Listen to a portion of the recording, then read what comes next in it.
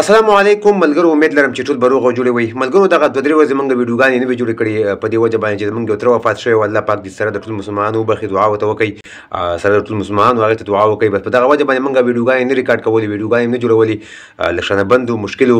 نن ټاپک زموږ د افغانستان او د انډیا چې کوم دریم T20 میچ دی، او د پاکستان او د نیوزیلینډ چې کوم دریم T20 میچ دی، د پاکستان افغانستان دواړو مینوالو لپاره به انشاءالله په دغه ویډیو کې هغه څه ویو چې پاکستان افغانستان میچ ګټل په کوم شي باندې راځي، په کوم شي باندې پاکستان افغانستان میچ وګټي.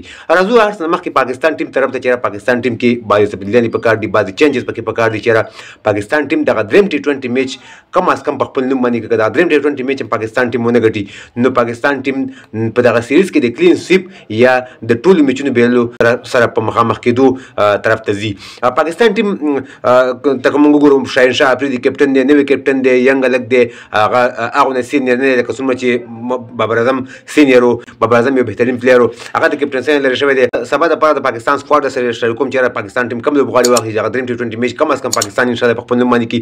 سعیم ایوب، فخر زمان، محمد رضوان، بابر اعظم، افتخار احمد، محمد نواز بیټینګ هم کوي او بالینګ هم کوي، اعظم خان، امیر جمال بیټینګ هم کوي او بالینګ هم کوي، شاهین شاه افریدي، حارث رؤوف او زمان خان چې سبا واخلي هغې ته چې چانس ورکړي. دغه سکواډ د پاکستان دپاره یو بهترین سکواډ دی. زمان خان یو بهترین بولر دی، یو بهترین د T20 بولر ثابت شوی دی په فیصل کې. نو دغه د پاکستان سکواډ د پاکستان دپاره دغه میچ ډېر زیات ګټل ضرور دي. ټول ملګري دعاګانې وکړئ، ټول ملګري دغه ویډیو شیر کړئ چې پاکستان سبا دریم T20 میچ د نیوزیلینډ سره. راځو افغانستان او د انډیا طرف ته. انډیا دوه میچونه ګټلي دي، افغانستان یو میچ ګټلی دی. افغانستان ټیم له هم پکار دی چې سبانۍ میچ بالکل ډېر زیات ضرور دی او ډېر زیات لازم دی افغانستان ټیم دپاره چې افغانستان ټیم دغه میچ وګټي او د انډیا سره چې کوم سیریز دی دغه په 2-1 سره ختم شي.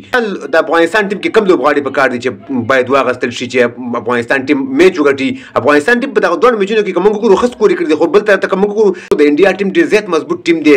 افغانستان ټیم چې دی ښه پرفارم شو کړی دی، په دوه میچونو کې ښه سکور کړی دی، خو معمولي بالینګ کې راشد خان نشته دی، دغه مشکل دی. سپینران نه اخلي، قیس احمد، نور احمد یو هم پکې نه اخلي.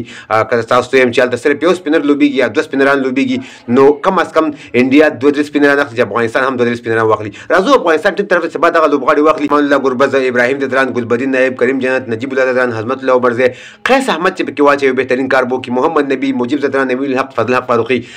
د ابراهیم ددران په ځای باندې که حضرت الله زادي ته چانس ورکړي بهترین کار به وکړي، ځکه چې حضرت الله زادي فارم کې دی، د T20 بیټسمین دی، انډیا تیزې وکټې جوړوي. نو تاسو هم راسره خپله رایه ضرور په کمنټ کې شریک کړئ چې افغانستان ټیم کې کوم چینجز پکار دي، پاکستان ټیم کې کوم چینجز پکار دي، کوم چې پاکستان مینوال دي کرکټر، کوم چې افغانستان مینوال دي. خپل رایه موږ سره ضرور په کمنټ کې شریک کړئ. د ویډیو کتلو ډېره مننه. ویډیو مخکې ملګرو سره ضرور شریک کړئ.